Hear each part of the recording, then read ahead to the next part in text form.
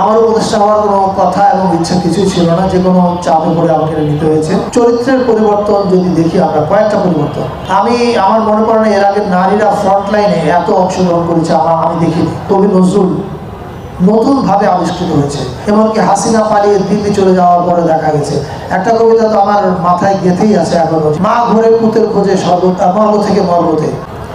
প্রথমে আমি জুলাই নিয়ে কয়েকটা কথা বলতে চাই। আজকে যে আপনারা সবাই জানেন যে আমার কাজ ছবি বানানো, আমি বাই চান্স উপদেষ্টা, I think by accident I would সে।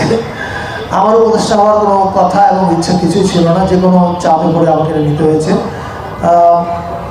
কিন্তু আমরা যে আজকে এখানে কাজ করছি বা কাজ করতে পারছি বা দেশের মানুষের জন্য কিছু করার সুযোগ পেয়েছি, এই সুযোগটা আমাদের সামনে এনে দিয়েছে জুলাইয়ের শহীদরা।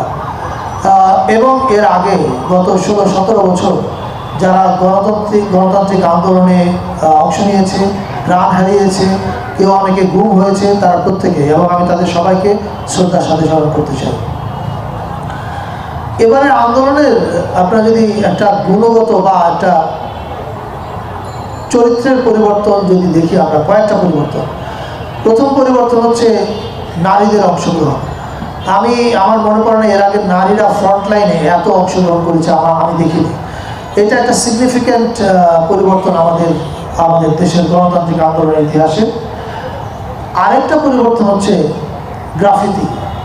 আন্দোলনে যে গ্রাফিতি একটা টুল হয়ে উঠতে পারে, এটা আমরা এর আগে দেখিনি। এই যে আমাদের নতুন বাংলাদেশের নতুন সৃজনশীলতা নতুন আন্দোলনে যুক্ত হয়েছে, এটাও আমাদেরকে নতুন বাংলাদেশের দিকে এগিয়ে দিয়েছে বলে আমার ধারণা। পাশাপাশি আমি স্টালিন ভাই একটু উল্লেখ করেছেন যে কবির কথা। আপনি দেখবেন যে এবারের আন্দোলনে কবি নজরুল নতুনভাবে আবিষ্কৃত হয়েছে।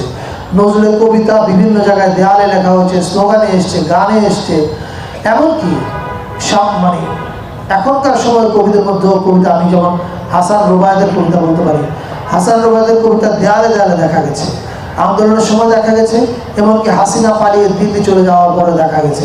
একটা কবিতা তো আমার মাথায় গেঁথেই আছে এখনো, যে খুনি, আমি লাইনটা হয়তো একটু উল্টাপাল্টা হতে পারে, কিন্তু জিনিসটা এরকম যে খুনি বসে আছে দিল্লি নামের স্বর্গতে, মা ঘরে পুতের খোঁজে মর্গ থেকে মর্গতে। এটা এখনো আমার মাথার মধ্যে গেঁথে আছে। সো এবারে আন্দোলনের কবিতা, গ্রাফিতি, এগুলো খুবই কি বলে কার্যকরভাবে মানুষকে অনুপ্রেরণা দিয়েছে।